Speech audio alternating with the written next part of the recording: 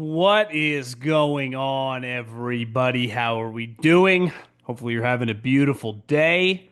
Little Go Low podcast as we are a week away from the third major of the year, the U.S. Open, Oakmont, Pittsburgh, Pennsylvania, potentially the home of Aaron Rodgers. Maybe, who knows? Hosting the U.S. Open for the first time in, almost a decade. Dustin Johnson won there last year, but obviously the story of golf is a man named Scottie Scheffler who continues to break records, shatter timelines, and equal the amount of wins over the last month as the Colorado Rockies. He has 3 wins, so we'll discuss Scottie Scheffler. Rory McIlroy, who skipped last week's signature event, didn't even give Jack Nicklaus the courtesy of a phone call, text message. I don't know if Jack texts. But we'll play this week at the Canadian Open where he's won before. And some thoughts on Rory. LIV is playing this weekend in D.C. Obviously, Bryson DeChambeau is the defending U.S. Open champion. And Jon Rahm showed serious signs of life at the PGA. So we'll see what type of momentum is built this weekend heading into next week, which it's hard. We only got 2 more majors this year. Obviously, Scottie has a chance to, he wins next week, will be 3/4 of the way through the career Grand Slam. So I don't know how you'd bet against him at this point. But before we dive in and we'll also take your questions at GoLowPod. At GoLowPod is the Instagram account. I have a bunch of DMs that we're just going to treat it like the mailbag, like we do the football podcast. So just fire in the at GoLowPod Instagram. It's where I put all the golf DMs. It's just easier to kind of corral and doesn't get lost in the shuffle.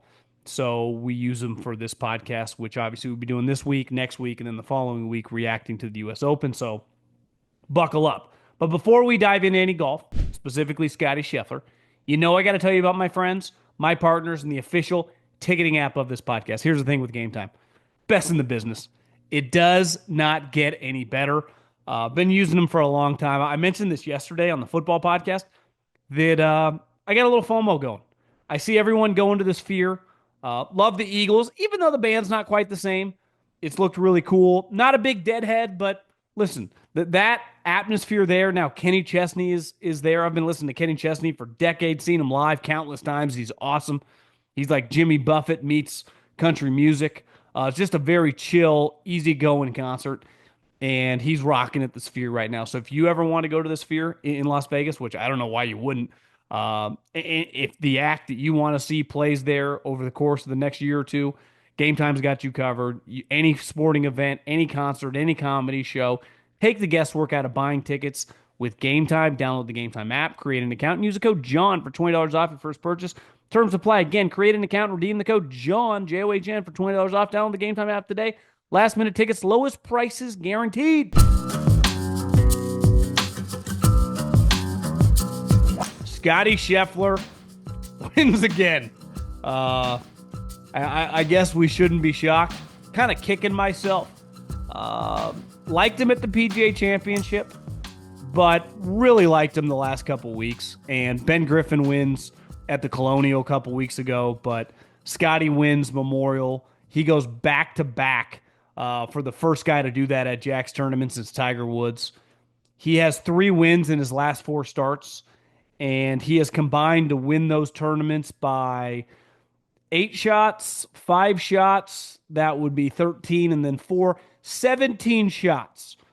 Safe to say, I thought it was a little hyperbolic last year. I know he was having a Tiger-like season, but I think sometimes when you compare people to Tiger Woods, to Tom Brady, to as a hitter, if like comparing you to Tony Gwynn, you make these lofty comparisons. Typically, they're unfair because like the best of the best, they do it over a course. Tiger for a decade kicked everyone's ass. Tom Brady did it for 15, 20 years, right? Some of these guys, they have such long careers of dominance. And, Scottie's really been doing it coming into this year for like a year and a half at the highest level, which is incredible, which is very, very hard to do with the sport. And if you look historically, a lot of Hall of Fame golfers just that have had great long careers take advantage of like 24 months. And if you look at some major stretches, like guys that have won 3 or 2 majors, they usually do it over like 2 calendar years. And you just never know. Golf's really hard. I mean, at one point in time, you would have thought Rory back in 2014 would have won 10 majors. You would have said the same thing for Jordan Spieth. I'm watching Jordan Spieth yesterday, watching the final round at Memorial. I mean, the guy is got to be the most entertaining golfer of all time. I mean, on any given moment, he can hit someone in the head with a golf ball or have a putt for like a 7-footer for eagle. You have no clue what's coming at any moment. It is the ultimate roller coaster ride. And Scottie Scheffler currently is the complete opposite. You know exactly what you're getting. He's not only the heavy favorite to win next week at Oakmont, I think I speak for everybody. It would be shocking if he doesn't win. It really would. He's plus 280. And all we ever say about this sport currently is it's never been deeper. There's never been more talent. We say the same thing about the NBA. And while I'd probably agree in terms of basketball, there probably has never been more individual talent and more skilled guys in the sport. It's not an individual sport. It's a team game. And now with the mercenary kind of element of basketball, you got guys jumping all over the place. So there's no cohesion with teams. I'd argue, like top to bottom, there have never been more, I don't know, worse teams, but just more chaotic situations. Even talented teams aren't as good because they haven't played together for long. When I grew up on the NBA, for example, it was like baseball and basketball. You had core groups that played together for a long time, and you got to build cohesion. Where in golf, it doesn't really matter. It's just yourself. You're just playing yourself. And the thing about team sports, like, let's use the basketball analogy. Oklahoma City, they're clearly really good. So when they have one guy has an off night, when you're an elite team, you got other guys to pick you up. We've seen it in college sports forever. Like, it's really easy to go on a run when you have a roster like 2019 LSU football or those couple years of Georgia football with all the NFL players they had, or Jim Harbaugh's team 2 years ago at Michigan, or the decade worth of Nick Saban's teams. They were dramatically better than everyone else. And there was maybe a game or two throughout the season where the competition was going to be close to equal. We've seen it in college basketball for a long time. Hell, this year with Duke, they don't win it all, but it was clear every game they played, except maybe 2 or 3, they were clearly better than the other team. So even if some random shit happens, the margin for error, because we got 5 guys on the court or 11 guys on the field in football, is going to be on my side. In golf, there's a huge randomness to the sport, right? What if you're just feeling shitty that day? I was thinking this yesterday when I was recording a podcast on Sunday. I'm like, I don't think my brain's working. I'm like, was this podcast the worst podcast I've ever done in my entire life? But like, it's whatever. We have 5-6 days a week doing podcasts every single week, all year long, year after year. It's like, okay, you just keep on swinging. In golf, like you play in these tournaments, like Scotty's doing, you got 4 days. What if just one day you're just feeling like crap? What if one day like the bounces don't go your way? Instead of like hitting 2 yards farther and bouncing 5 feet away from the hole, it kicks back and you get plugged in the bunker. And instead of getting a birdie, you get a double bogey, and that's the reason maybe you don't make the cut. That's just not happening to Scottie Scheffler at all. It's what was so amazing about Tiger Woods, which people said forever his most amazing accomplishment of his career was his consecutive cut streak. He never missed the cut. Why? Because, like, obviously he was the best player, but to me that spoke, it didn't mean he won every week, because he didn't. I mean, if you're an all-time golfer and you're even getting close to winning like 10% of the time, that's an incredible clip. Yet Tiger's give a shit factor was really, really high. He took everything really, really seriously. And I would say the same thing about Scottie Scheffler, which early in the year, you gave him a little bit of benefit of the doubt because he had the injury to his hand and everything was just a little off. You're like, it's golf, cut his hand, kind of a freak deal. And then right around the Masters, it felt like, is this going to be Rory's year? He wins at Pebble. He wins the Players, and then he finally wins the Masters. You're like, is Rory about to have like 5 or 6 wins this season and a couple majors and kind of steal the throne back from Scotty? And Scotty, to quote Lee Corso, said, not so fast, my friend. Pump the fucking brakes. Then he goes to the CJ Cup in a field that, let's face it, not very good. And you're like, listen, this is a warm-up for the PGA Championship. He'll probably win, but even if he doesn't, as long as he gets some good momentum, finishes in the top 5, not only does he win, he wins by 8 shots. Then he goes to the PGA, where he wins by 5 shots. So in 2 straight weeks, He wins tournaments by a combined 13 shots. And then he goes to last 2 weeks ago at the Colonial. Ben Griffin wins, but it's not like Scottie just mailed it in. The craziest part about this guy is like he never just has a random week where he finishes like 35th. He finished fourth that week. Then comes into this week, defending champ. No big deal. I'll win easily. And as Jack Nicklaus said, it's like, yeah, Ben Griffin, Sepp Straka, Nick Taylor, nice players, but let's be honest, they're not in Scottie's league. Sepp Straka won this year. Ben Griffin literally just won last week, and he just dismissed them. And so did Scottie. Kicked his ass. Even though I actually think Ben Griffin wasn't terrible. A couple wayward shots, or he's right there. But what he's doing right now in an individual sport where you have no one to bail you out. Like if you're just feeling like shit, if you didn't sleep well, if I don't know, we've all played golf. You just don't have it. I heard Scott Van Pelt say this, I think a couple weeks ago on his podcast. He's like, the most impressive thing always was about Tiger is like he didn't have it every week. But there were some rounds where most guys would have ended up shooting 74 or 75 and essentially lost the tournament on like a Thursday or Friday because either they missed the cut or would have been too far back. And Tiger was always able to find like, you know what? I'm not shooting 74 today. I'm going to end up shooting 70. I'm not shooting 76 today. I'm shooting 72. And you just keep kind of your head above water. And Scottie right now has, I mean, Rory at any moment, if you tell me like on an individual week, mails it in, finishes 35th, like totally believable. Xander, I'm giving him a little benefit of the doubt this year because of the rib injury. Like it's kind of a tough injury to play through. He was incredible last year. He's been one of the better players in the world. Clearly not quite himself this year, but and it's hard, with Bryson and Rahm not playing with these guys every single week. But what Scottie's doing, like I thought we were obviously witnessing an all-time great player, but like the Tiger comparisons, the Jack, like this is if he goes to win at Oakmont, to have these back-to-back years of winning at this clip and just kicking the shit out of everybody. I understand Rory wasn't there last week, but every player other than Rory was trying to beat this guy. And he's just curb stomping the Justin Thomases, the Xanders. Like, it's not even close. The Patrick Cantlets, these guys are all going to be like on the Ryder Cup team with him. And they're just, so Jack's taking this line of the Ben Griffins, the Sepp Strakas aren't in his league. Like nobody's in his league. Rory's turns out not in his league. None of these guys are.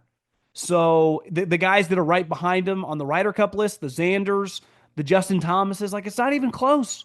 It's not a fair fight in a sport that like there's just some randomness that even if you get hot, you kind of come back to earth. It's pretty crazy to witness. I mean, I'm watching yesterday, kicking myself like, why didn't you put an astronomical amount of money on this guy? And every time I talk myself out of it, it's like, this is going to be the week. And then he goes and wins. And speaking of a guy, like, did Rory, once he won the Masters, was it cool to just mail it in? Was it like, whatever, none of it actually matters after that? Did he accomplish everything he needed to, winning the career Grand Slam? Did the driver thing really kind of derail him? I don't quite know. But I really believed after the Masters, this guy feels like, and he even said, I'm playing the best golf of my life. Obviously, Scottie was not going to go winless on the year, but like the way Scottie had been playing, it's like they're equals. And if anything, in 2025, Rory had been the best player in the world. And then everything that transpired over the last couple of weeks is like, this is kind of the reason, like I enjoy watching him, but I do understand the criticism that like comes his way over like sometimes you're a front runner. And this was why Morikawa took a lot of crap. It's like you got to handle the good times like you got to handle the bad times. Coaches and players and all these other team sports don't just get to hide when they lose, right? They are forced to kind of to wear it. Jalen Brunson and Tom Thibodeau didn't just not get to speak after they get curb stomped by the Pacers in Game 6. And in an individual sport that is driven by 4 or 5 guys, I mean, let's face it, the sport of golf and its health is really determined right now by Scottie Scheffler, Rory McIlroy, and probably Bryson DeChambeau. You could honestly probably cut it off at 3. Now, you could factor in Xander and Rahm and Justin Thomas and a couple other names. But I mean, truly, like 3 guys that truly matter in terms of television ratings, in terms of true interest. And Rory's right at the top. And for him to disappear about the driver thing, and I don't pretend to have all the answers. Lucas Glover, who has like Rocco Media, they do afternoon shows on Sirius XM, and he had said last week that some guys put two drivers in their bag because they know the driver they want is probably going to fail, so they give the other one that might also fail and almost like sacrifice it even though they knew they were never going to use it. Bottom line, I don't actually care. It doesn't bother me. It's not even that big a deal, clearly, the way it's been described. But to just go MIA a couple weeks ago, and then when Scotty had the same thing happen to him, and then this week, like, listen, I'm not expecting you to bow at the feet of Jack Nicklaus, but to bow out of the signature event, which a couple years ago, Rory was really fighting for all these guys to be involved. And then clearly everything that's transpired over the last 12 plus months, Rory kind of felt like he got backstabbed. So now he's like pushing against, which I also understand too. But Jack had nothing to do with that. To not just call the guy and say, hey, Jack, I'm not going to make your tournament, when he has personally helped you strategically and you've talked to him for attacking Augusta over the last couple of years, I just thought was kind of an embarrassing look. And the type of look for a guy that, and maybe at this point in time, he truly doesn't care about any of this stuff and he'll speak because he's playing the Canadian Open this week. I just think some of this stuff is pretty easily avoidable if you're Rory McIlroy. And it'll be interesting to watch. Like, does he just mail in the rest of the year? I don't even know what my expectations are for him at Oakmont. You could convince me that he's right there in the mix, and you could also convince me that he's just kind of a non-factor and finishes like 28th. I think it's one of those that if you told me like he got over the mountaintop and he's just cool with it, totally understandable. And I think it's what we all currently respect the most about Scotty is he has like this Tiger, Jordan, Brady like drive. Ted Scott has been saying it like it's not about the money. Now, I don't necessarily think like Rory's competing for the money either, but like Scotty's just completely driven to win golf tournaments. And it was Tiger's greatest quality. It was Tom Brady's greatest quality. It was Michael's greatest quality. When the game started, he was going to do everything humanly and as possible to win, whether it was against a shitty team or whether it was against a really great team. And Tiger was the same way, whether it was a major or whether it was some random tourney. And Scotty clearly is bringing that to the table right now. And I think you could question like Rory clearly. And listen, he said before it's all about the majors, which I understand. But like, I don't know if in an individual sport like golf, you can truly approach it like that. I do think there's a level of taking, things seriously. And I don't know. I mean, it makes me nervous as a guy who's supported the player over the years. Like, I kind of understand what other people are saying sometimes. It's like why you got like live this week. They're going to DC, the Robert Trent Jones Golf Club. And I think Bryson's, who is the defending champ next week at the U.S. Open. And if his irons are just somewhat on, they're definitely something to keep an eye on this week. He's a good example. He has played really well in live tournaments. He's won countless, and he takes it really seriously. Like golf and competing mean a lot to him. Now you can say whatever you want, about I like his YouTube stuff. I find it funny. But one thing and this is why Bryson's had so much success the last couple of years in the majors, is like it means a lot for him to compete. And I think John Rahm, people started questioning, like, what's kind of going on? And I looked his last two live events. He's finished T7 and fourth. So it shouldn't be shocking that a couple weeks ago at the PGA Championship, he was essentially tied with the back nine to go. Now, it kind of unraveled on him the last 3 or 4 holes, but John Rahm has had a lot of success at the U.S. Open. He's a former U.S. Open champ at Torrey Pines.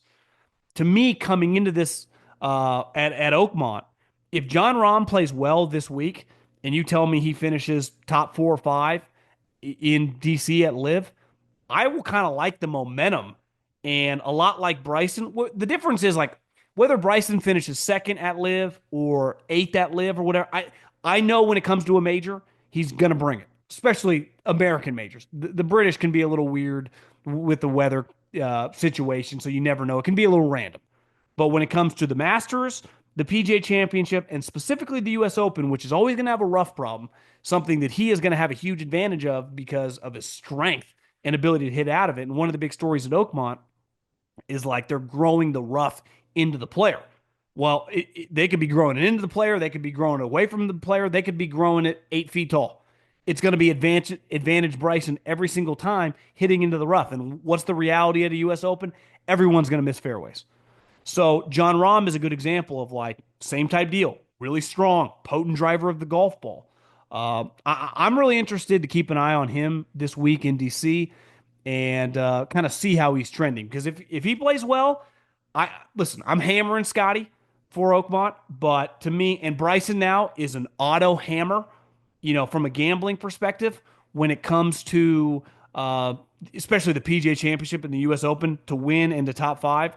To me, John Rahm, after showing how well he played at the PGA Championship, plays well at DC.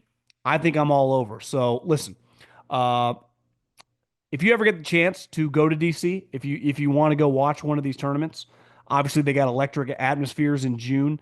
You can buy your live tickets at livegolf.com. That's LIV golf.com. Or if you can't make it there, if you don't live out there in DC, you can follow along. Live will be on Fox Sports. That's Fox, Big Fox, this weekend. So follow along. The NBA Finals are here, and this is your last chance to bet on the NBA until next season. And the DraftKings Sportsbook, an official sports betting partner of the NBA, is pulling out all the stops to make it a finals to remember. One team will be crowned the champ, and the other will be lost to history. Who you got winning it all? Obviously, everyone's picking the Thunder. Not going to lie, don't hate dabbling a little on the Pacers. 5-1 to win the series. It's the NBA Finals. They just destroy the one seed, the Cavs, work the Knicks. I think people are sleeping on the Pacers a little bit. I get the Thunder are good, but I think people are underrating the Pacers. All season long, DraftKings has been the go-to spot for NBA player props, and that doesn't stop now. Who you got carrying their team to the chip? Try placing a bet on your personal MVP to drop 30, 40, or 50. I would expect, obviously, Shea, but definitely Halliburton to have some big games. Ready to place your first bet? Download the DraftKings Sportsbook app now. Lock in your bets and finish the season as a winner. Here's something special for first-timers. New DraftKings customers, bet $5, win $300 in bonus bets if your bet wins. Don't miss your last chance to bet on the NBA season. Download the DraftKings Sportsbook app and use the code JOHN. That's code JOHN for new customers to get $300 in bonus bets if your bet wins when you bet just $5. Only on DraftKings. The crown is yours. Okay, let's go mailbag. At GoloPod. At GoloPod is the mailbag. Let's fire some questions. Love the pod. Question in the comment. Curious your thoughts on the resurgence of the mini driver. Are you the type that dabbles with building clubs or testing different lofts, lie angles, different shafts? The answer is no. But to push back on that, I gladly would. We just need to have a club sponsor that wants to dabble or let me dabble, and I gladly would. But as of right now, I don't really. The whole no talking fiasco with Rory is why some detractors, when things are going good, he loves to yap, but when things are going bad, he ducks. So what we just talked about. Totally agree. You can't just pump your chest out when things are going well. You got to be there when things are going poorly in any walk of life, professionally, personally, from people that are married or in serious relationships. It's nothing is easier in life when things are going in a positive direction. In business, with your kids, with your family, and nothing is more difficult when things are headed in the wrong direction and things get tough because no one wants to deal with it. But part of being a grown-up, part of being a professional is handling it. And I would say Rory, for whatever reason, has just kind of ducked lately. It's weird. Golf question idea. What if the PGA Tour let popular YouTube golfers like Rick Shields, Good Golf, and Grant Horvat play in a non-major pro tournament? It would create massive online viewership and interest in the non-majors. Your thoughts? I don't know if that's the case because if you let those guys play because of their television deals, they wouldn't let those guys broadcast their rounds on YouTube. So they would be playing just like any other player in the tournament. Now, they might get shown a time or two on Thursday and Friday. I'm assuming none of them would make the cut. I mean, Wesley Bryant could. The other guys, none of them could make the cut of an event. Uh, but they wouldn't be on TV really. So maybe it would help to get some tickets, right? For people to purchase tickets at the event. But like the difference of Live Golf, for example, and the PGA Tour is Live has done the Creator Classic and they put it on Grant Horvat's channel, and then they put it on I think they're putting it on the Brian Bros channel, this next one coming up. I would imagine they will eventually put it on Bob Does Sports channel. The PGA Tour did it, they put it on their own channel. Like they didn't broadcast it on those guys' channels. So it's like part of utilizing them is you have to utilize them what their strength is, which is their YouTube audience. So I hear what you're saying. And I understand like Grant has been invited to play at the Barracuda, which is in Reno at Old Greenwood, which is a really, really hard course. And when he had Scottie Scheffler on, he had mentioned like, I don't really feel comfortable doing it. And Scotty's like, you got to take it. Just do it. Who cares? And I agree with that. But I don't think that's going to add viewership or not in terms of him playing, which again, no shade to Grant, has no chance to make the cut. Rule changes for the Tour Championship is stupid. Why not go to match play? And it seems it doesn't reward the season-long play. So the Tour Championship, which changes rules in the middle of a season, which is kind of crazy. It'd be like the NFL in November 1st being like, actually, we're going to, the seventh wild card team no longer is going to exist. And we're also going to reseed. And winning the division does not guarantee you a spot. That would never happen. And that's, kind of what the golf world we're in right now. It's kind of just a fly by the seat of your pants. So I'm not surprised, though the staggered start, it can't happen anymore. So if you're going to have the golf playoffs be the last 3 weeks of the season, in the playoffs, you can get beat, right? The Boston Celtics and the Cleveland Cavaliers were the 1 and 2 seed. They got beat. They got told, see ya, adios, have a good night. The Lakers were the 3 seed. They got beat in the first round. Part of the playoffs is like, I don't know, you can lose, And I last year, the Ravens, they were the number 1 overall seed hosting the Chiefs, and they lost.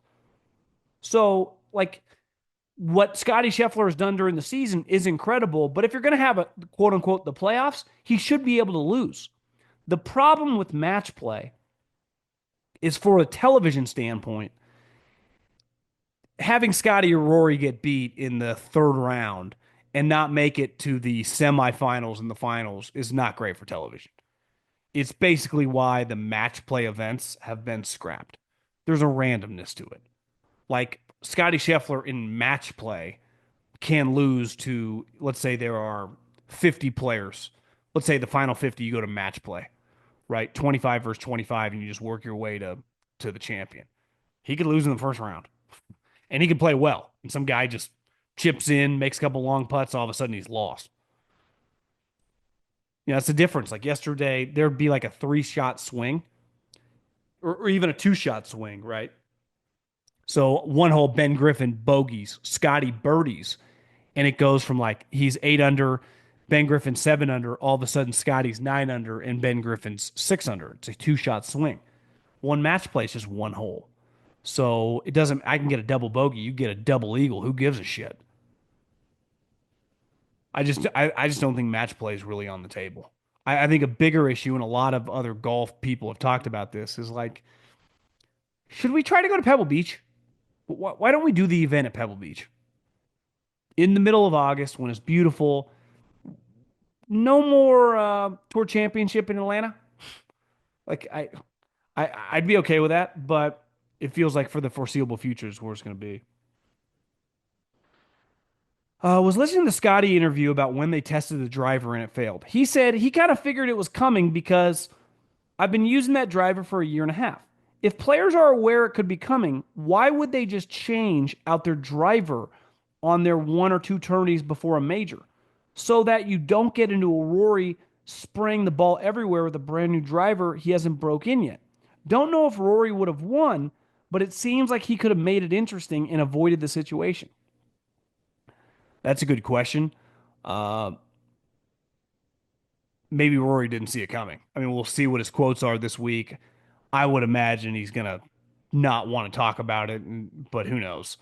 Uh, I do understand that if like, okay, I see it coming, but I feel really comfortable with this driver, that I'm just gonna make it where they take it away from me. But I'm with you. Why would you even risk that? Especially if you're for Scottie, the driver is not the most potent club in his bag. Obviously, he's a great driver of the ball, but if like he just had to change his irons the week before, it would be a huge story. And that's the equivalent of Rory, who's a dominant driver of the golf ball. So I do believe this. Baseball, I don't watch as much baseball now as I used to, but if I think you cork your bat, I can look at the umpire and have them check your bat, right? If I think you have something in your glove, some sort of substance to help you get spin on the baseball, I can again, I might be screwing up exactly what the rules are now. I could have my manager or first base coach or whoever go to the umpire and have them check the pitcher, right? Maybe once a game, twice a game, whatever. And it's why pitchers always get mad when they don't have anything in there. But you never know when it's going to come.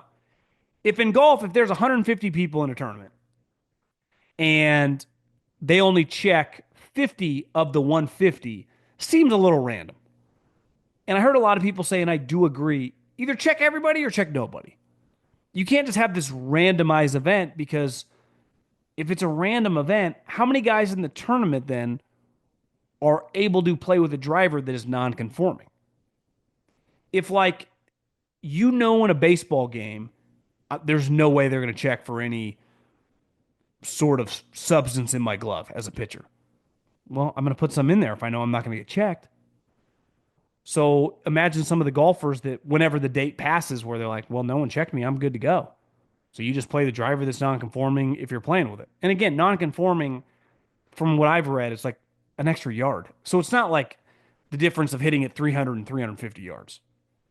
But like, this is the problem with golf and kind of the business they're in. There are so many open-ended situations. Either draw a line in the sand, do this or that. It's like, yeah, we'll just kind of do this. It's where we get back to, one of the strongest parts about let's use the NFL as an example. Like there's pretty strong structure. These are the rules. This is what you can do. This is what you can't do. It doesn't mean you agree with everything.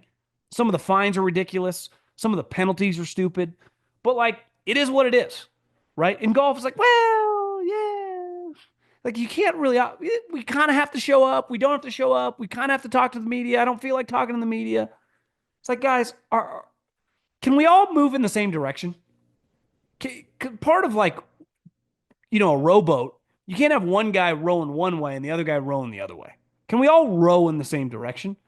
And I think sometimes in golf, like you get all these independent contractors, and I heard Lucas Glover say this as well. He's like, I talk to the media, whether I played well or not, if I'm asked. And obviously he's not on the level of these guys. But like we're all independent contractors here. So legally, like by the of our whatever our contracts or our deals with the PGA Tour, we don't have to do anything. Like, yeah, well, don't have to do anything.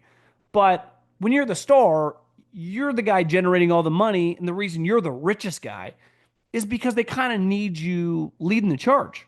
Like, did Tiger always have to talk? Of course not.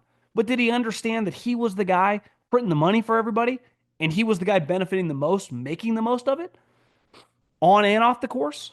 So I just think some of these guys kind of get caught up in these like one-on-one battles with the media or the social media narratives. Like, come on, let's see the bigger picture here, which I understand can be difficult, but Rory's 35 years old.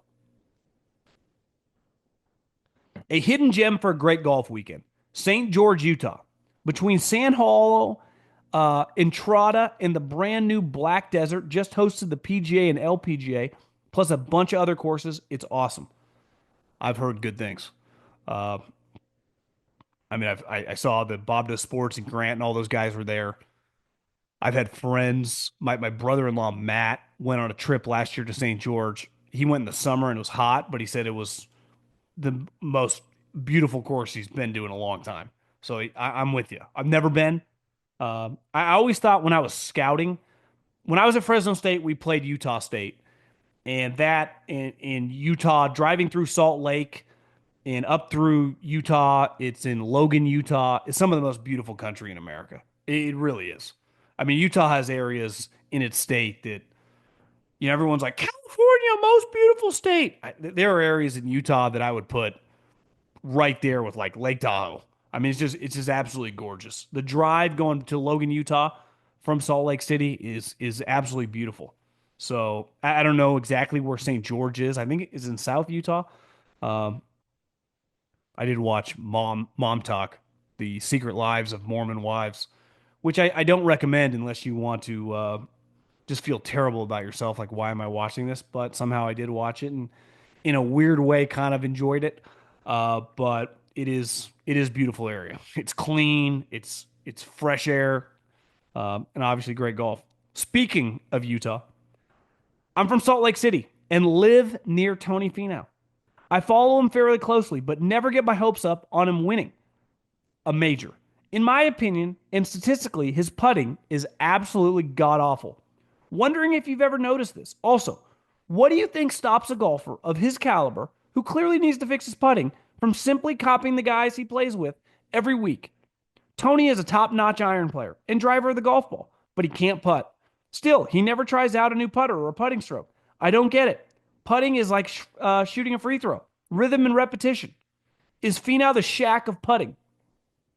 You know what's funny? I think he splits time between Arizona and Utah.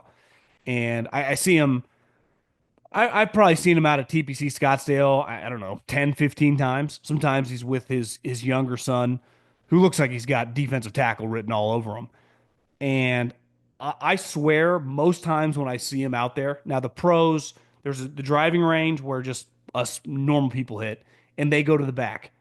And I can always tell like Max Homa. You can tell Tony just by their swing, right? 350 yards away.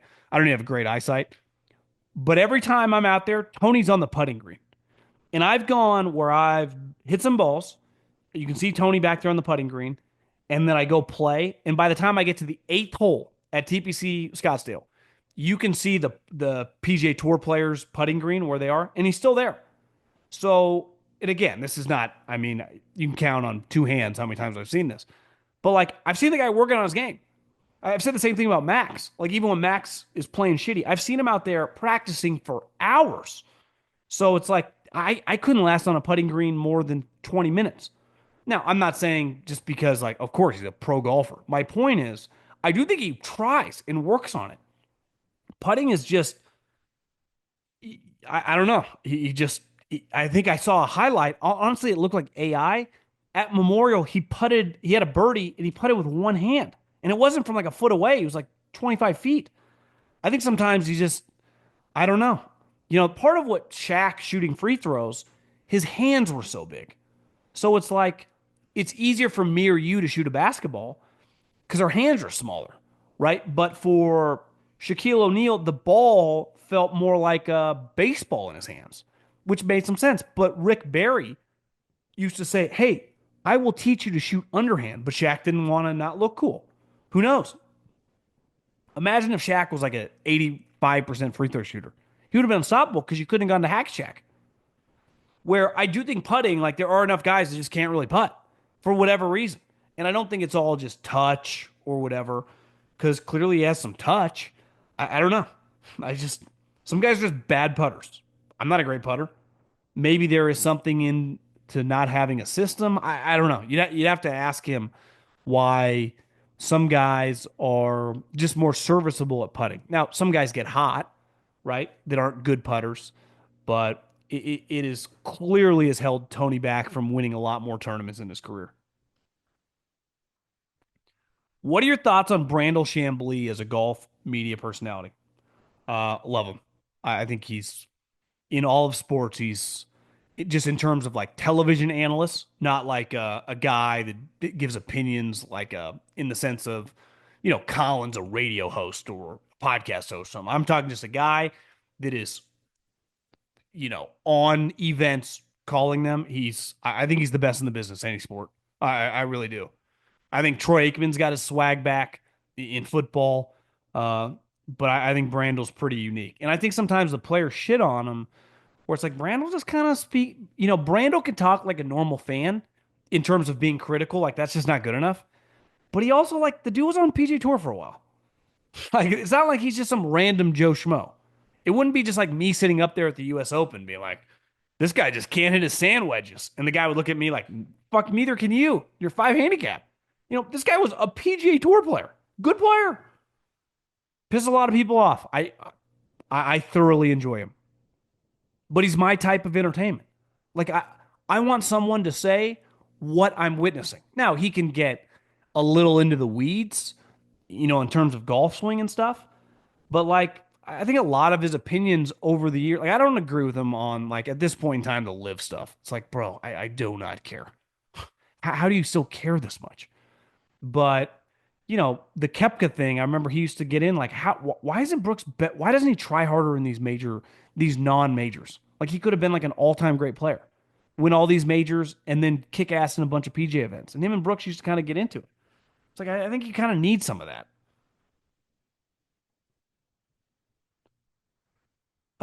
My job allows me to have a ton of free time, so I try to play every day, whether it's on the course or the range. Currently a 12 handicap. Where were there any drills that help you take your game to the next level? Yeah, I mean, you're most people, I would say, even I like golf a lot. I haven't played in a couple weeks, but I don't really do drills. The only time I could ever do a drill would be if I got a lesson. But on my own, one thing I've really tried to work on is play less golf swing and play more golf. And I did it for the first time last week in Tahoe, and I played my best in a long, long time. I just playing. I didn't think about my golf swing, like my hands here, just swing hard. Now I'm probably a little better than you, but I think if you have questions, I would get a golf lesson, and then he could give you some basic tips that you think about. But for the most part, like I don't really do drills. Uh, I would say if you're a 12 handicap, the quickest way to get better would be to hit fairways. So work on the driver and short game. Like if you can be a good chipper, putting's a little random, but like if you can give yourself opportunities around the green, you can improve quickly. But you got to hit fairways because it's really hard to score whether you're a two handicap or whether you're a 12 handicap in the fucking trees in the rough. I recently started to get into golf. I'm shooting low to mid 30s. It appears to me it's a very mental sport. What tips would you have or you have heard for a better mental approach to the game? Hoping to shoot plus 18 by the end of the summer. So basically 90. I think, there are strategy stuff that if you watch like golf, probably more than the other sports. One, most of us aren't playing like once you get to 30, 40, 50 years old. Maybe some of you are playing pickup basketball, but no one's playing tackle football. Even slow pitch softball is not nearly the same as like normal baseball. So golf's the only sport that you could play exactly like the pros. Like you can go to the courses they play and play their tees. Now, it doesn't mean obviously you're as good as them, but you can play the same game. Even though it's a little different, they got grandstands and they get kind of bullshit drops, but you know what I mean. I would say two things that for me that I do. Not like course strategy, like, hey, I want to hit in the middle of the green, don't take on that bunker. Like, it totally depends on the course you're playing. I have a tendency to hurry, hurry, hurry. That's just my natural personality. Go, go, go. So if I have like a double bogey and I'm playing with it, most people I play with, it's ready golf, even if you're playing for money. Um, every once in a while, obviously if a guy gets a birdie, you give him the tee. But, if you're at the tee first, let it rip. Keep it moving. It's like sometimes if you're kind of amped up and you just had a shitty hole, let other people hit first. And I saw Rory say this, and I think about this sometimes. He's like, close your mouth and breathe through your nose. It just slows everything down. Because golf I think, has the most in common with like baseball and kicking and football. Is it's a lot more thinking than it is actual action. So when you get really amped up and the harder you try at golf, sometimes the worse you can get.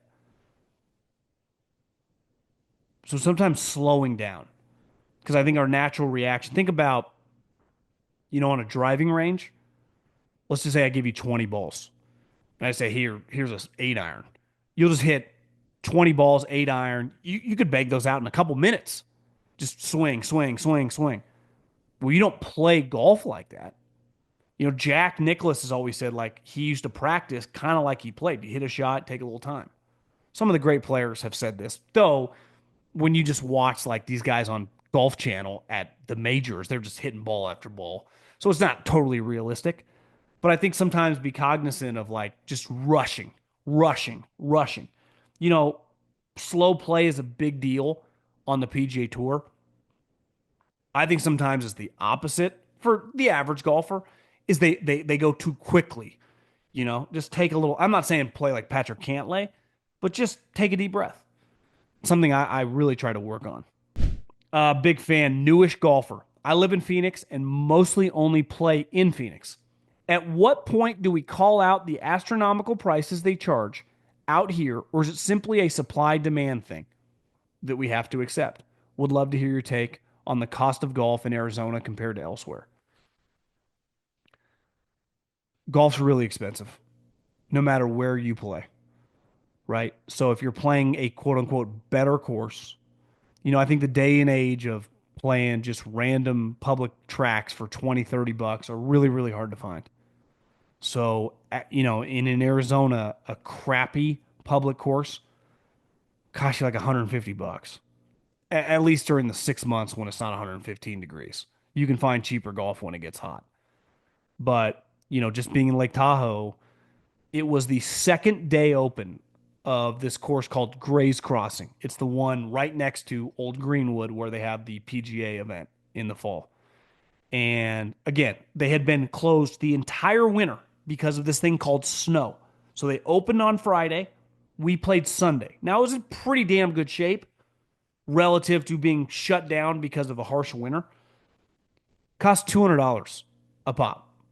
And as the summer months go and it gets sunnier, that course, I think, charges well over $300. So the round of golf, like I was talking to Maria, or she had mentioned this to me yesterday about like they were talking about the prices of housing in like a team meeting or something. And I think it's easy for anyone in the housing world to go like, God, this is what this guy paid in 2016. It's like this is what this guy paid in 2014. It's like, yeah, it's 2025. And the cost of you name me the neighborhood, that's what it is now. Now, maybe with higher interest rates, you could lowball the guy for 30, 40, 50 grand. But okay, so it's $900,000 home. Let's say you end up getting it for 850. You can be mad all day long. Well, he only paid 450 for this 7 years ago. Well, yeah, he did. If you want to live in that home now, hopefully you can get it for 850. He's still going to make $400,000. You hopefully will too. You just might have to hold on to it for a little longer than he did, right? And hopefully things go well in that area. And I think at golf, people bitch and moan all the time about these prices. And I see it. I mean, for 4 or 5 months a year at TPC Scottsdale, I mean, with taxes and everything, they're charging almost $600, which is fucking insane. I really like the course. I enjoy playing out there. Now, I pay for it. It's not like they give it to me for free. But I've played out there now for almost 3 years. Should it be that much? Of course not. But when I go out there in the popular months, it is packed. And everyone's paying that. I live next to Greyhawk. It's a little cheaper, maybe after taxes, it's like $550. Same thing. If you went out there in February or March or November, it is Friday, Saturday, Sunday, jam packed, and even the weekdays. Now, these are higher end public tracks, but even pick your random public track in just somewhat of a populated area. I think it's going to be very difficult for you not to look at the price and go, let's say the number is $180 to play the course. Going, God, this used to be $50. Yeah, it did. And now it's not. And you look at their tee sheet and it's packed. So I'm with you. I think it's the easiest thing to complain about. Like, this is fucking nuts. But people are paying. I see it like you know, hopefully get a family. I want to join a country club to have a place to go hang out. The prices for where I grew up in like Northern California, places like Olympic Club, Sacramento. I don't know even know what the best course would be. It'd be like Del Paso or whatever. But the course my brother belongs to, I think he paid like $5,000 to join. That's what it costs to join the country club he's a member at. You couldn't dream of finding a decent country club around here for under 100 grand. And the cool ones, I mean, are 250 to $500,000. It's like, is this fucking Augusta National? And the answer is no, it's not. But it's like, well, we have a 7 year waiting list. So it's like, well, I can complain. Or it's like, well, if you ever want to be part of these are the going rates. And here's the list. So you want to get in line or you want to bitch and moan about it on the sideline? And again, back to my house analogy, I've seen so many people like, I don't want to pay this. I don't want to pay this. Well, then you're not going to buy a house, then, probably. I mean, that's probably what's going to transpire. Because if you're hoping for the days of like 2008 for the house you've been eyeballing, it's like, I'm not spending $1 million on that. I'm not spending $700,000 on that. You think it's going to be like 350 grand, or that $1 million house one day you're going to look up after a disaster and it's going to be $600,000? Probably not going to happen. So I'm done complaining about it. I don't disagree with what you're saying because the numbers are high, but we ain't going back. I'm not, I wasn't an economics major in college, but I've learned enough over the last decade plus. When you hear these people that know what they're talk about inflation.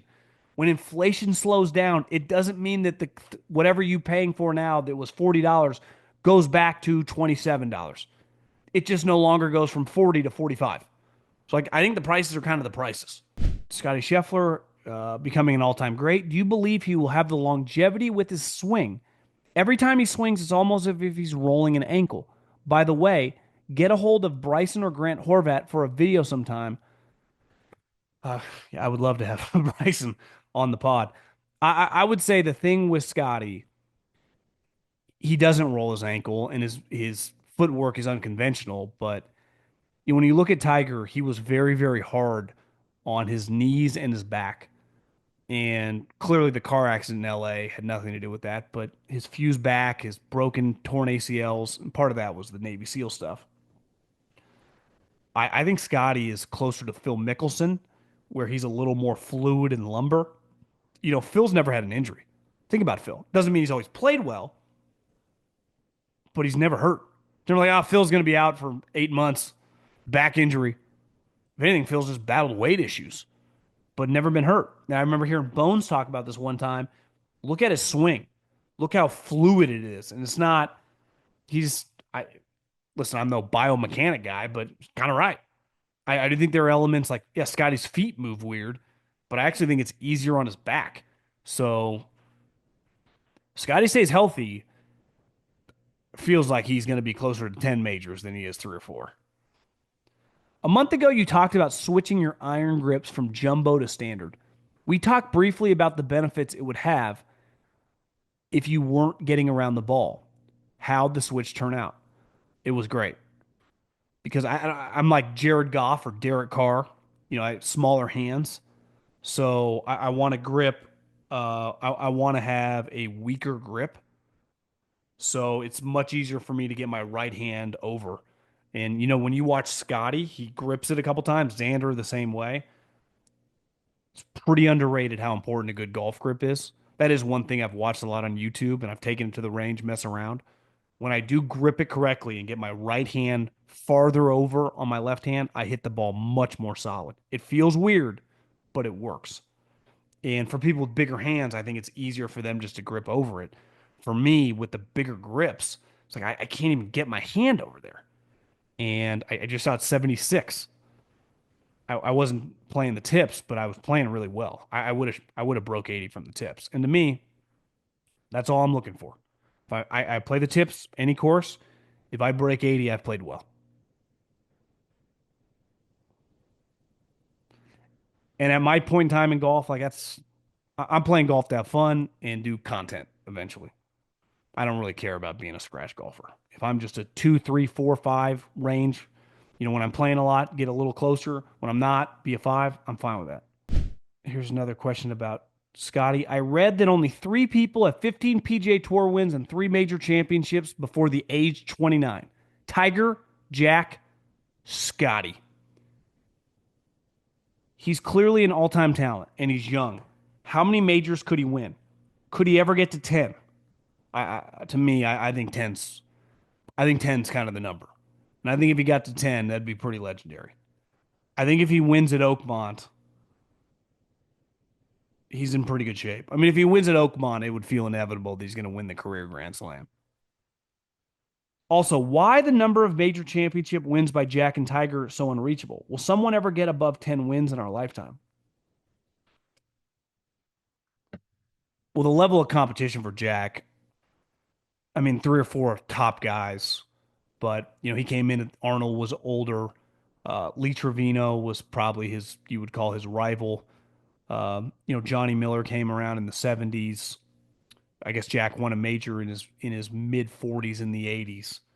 But even Tiger, I mean, he faced Ernie Els, Vijay Singh, Phil Mickelson, uh, Padraig Harrington got hot there for a while, Retief Goosen. I mean, there were some big time players, but I do think the depth of talent, and in golf, in an individual sport, like that's more impressive. If Scotty were to get to 10 majors, it would feel like he's the modern day Jack or Tiger.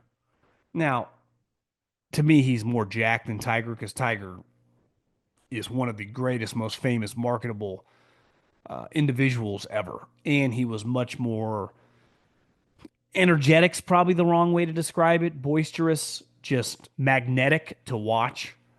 I mean, there was like, remember when Barry Bonds in the peak of his steroid use would get up to bat and you was like, he's going to break Babe Ruth's record, and you would just watch. You could be at a bar and everyone's head would turn. There was an element like that with Tiger, which there just isn't with Scotty, and there never will be. But the only way you can kind of create his version is just by beating everyone constantly.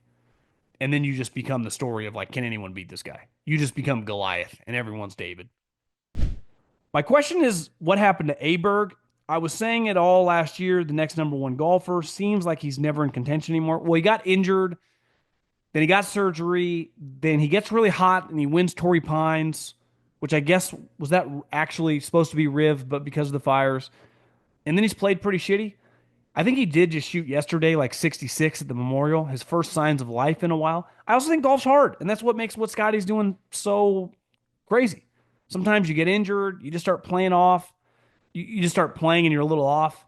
Aberg's never been a great putter, but I don't know. I don't have a great answer for you. They don't show him on TV as much anymore, so it's hard to watch.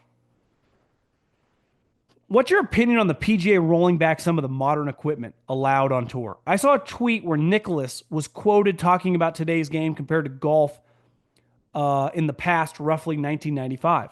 I think I was born in 96. He was talking about how today's balls go further and it forces courses to lengthen, which only does two things: take longer to play and cost more money. He was saying how back in the day, thousands of courses were able to host events compared to today, only a few hundred. And if balls are going 1 yard further per year, what happens in 40 years? I saw a video where the Patrick Reed saying he'd like to see driver faces go back to smaller, less forgiving irons. You could argue I'm unbothered by it. Like, I'm fine with where they're going right now because I don't believe that we'll see a guy driving it 390 yards. It's kind of like baseball. Like, they kind of peaked on velocity, or are we going to see guys throwing 110?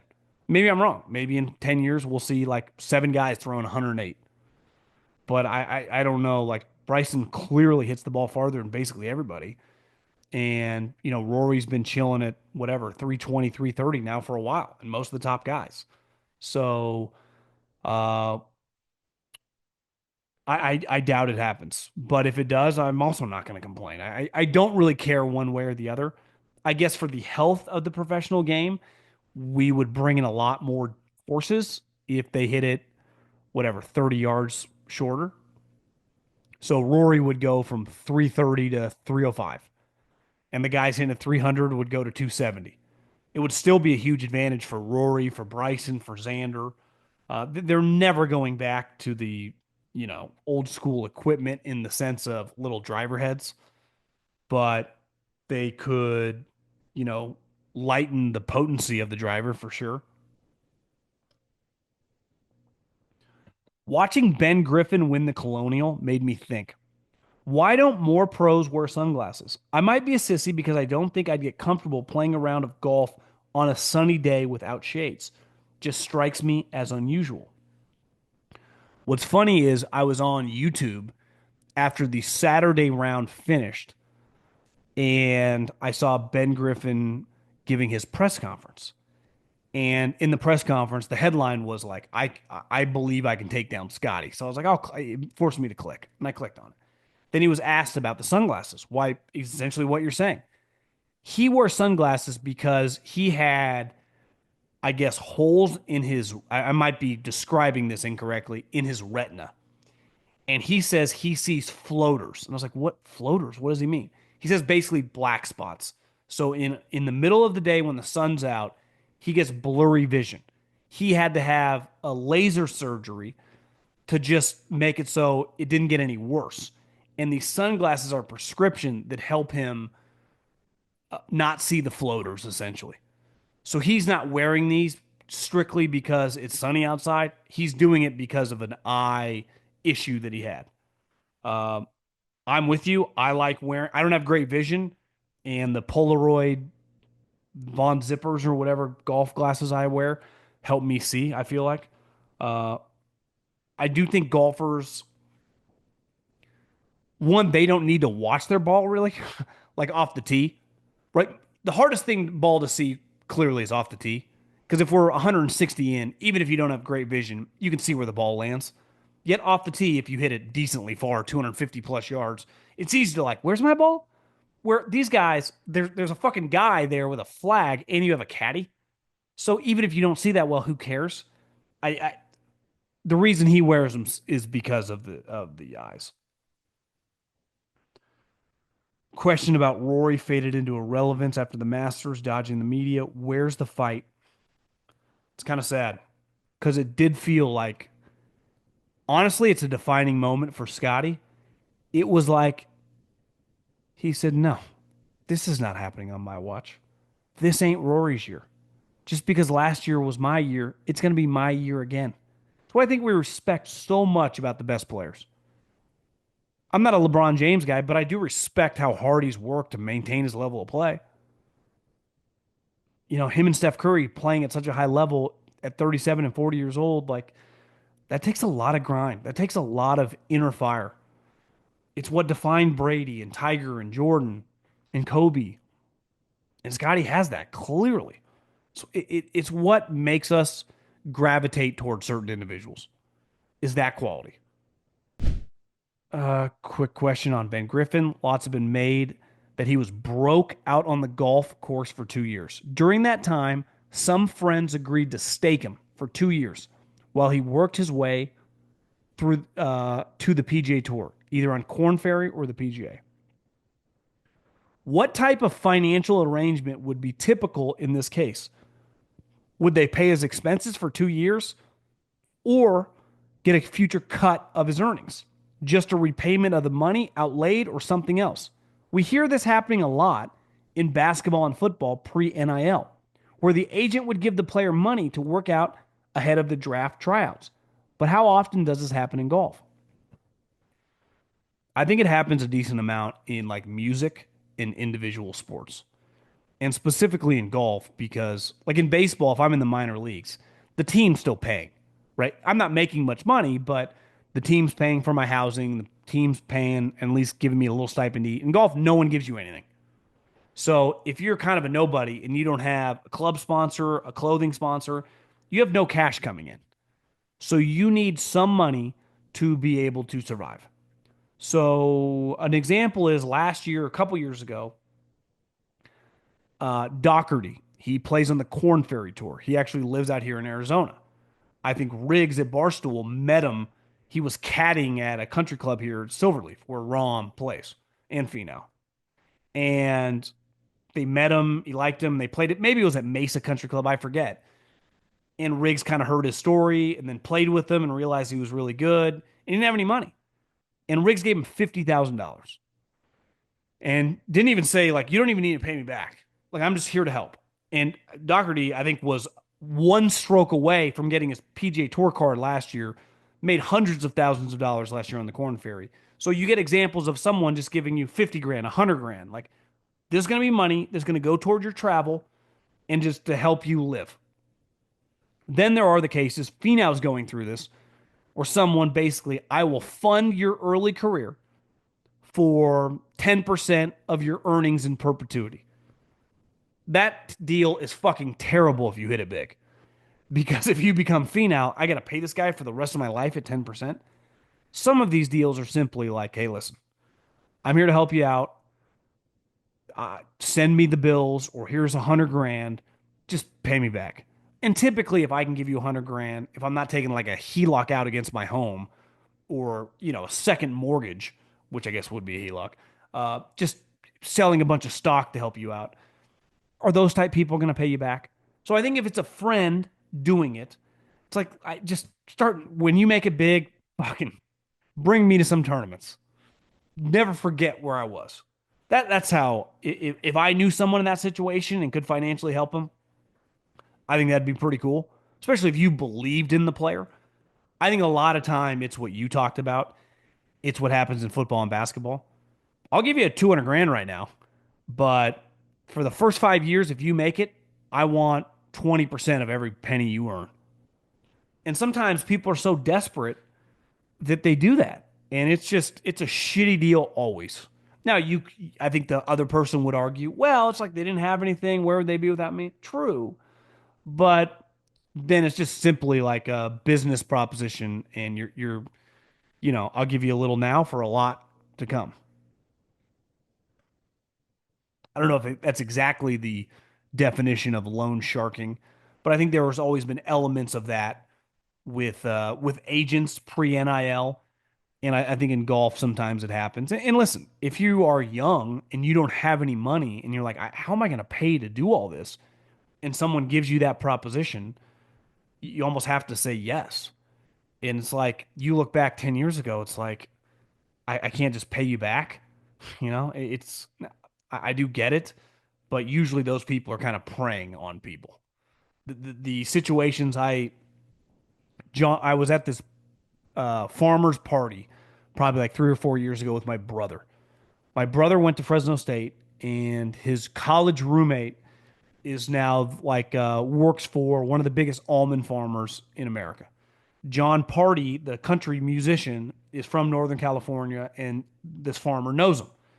So this farmer, big ego guy, rich guy, threw this party in the Central Valley by Fresno for like invited like 2,500 people. And Joan Jett and John Party played. And then there was an after party. And somehow in this room, my brother, John Party, and me ended up with like a 12 pack. And we're just drinking Coors Light, just bullshit with John Party.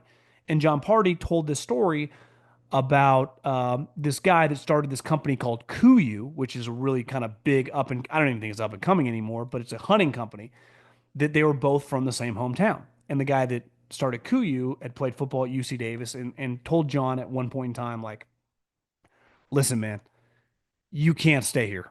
You need to go to Nashville.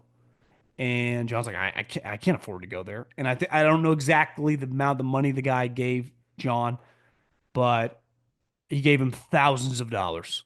And he's like, the only reason I moved to Nashville was because Jason, who has since passed away, but funded his career plight out there. And John loved this guy. And I don't think Jason asked for anything back. And I think sometimes that's the ideal situation. The situation Tony's in are the messy ones. I think you see that a lot in golf and sometimes in basketball too, where you get these guys that fucking prey on you and take advantage of you when you don't even know what the hell's going on. And then they sign these contracts that, like, I own you for the rest of my career. That's crazy. So I appreciate anyone that just, if you have the means, just help someone out. And then if that person ends up paying you back, awesome. And if he doesn't, as long as he's like invites you to shit every once in a while and like recognizes that he wouldn't have been there without you, and that's a pretty powerful thing to do. And props to everyone who's ever done that the right way and not tried to like blood suck off a little investment. And usually when they do that, they do it to a lot of people and they hope one or two hit and then they profit.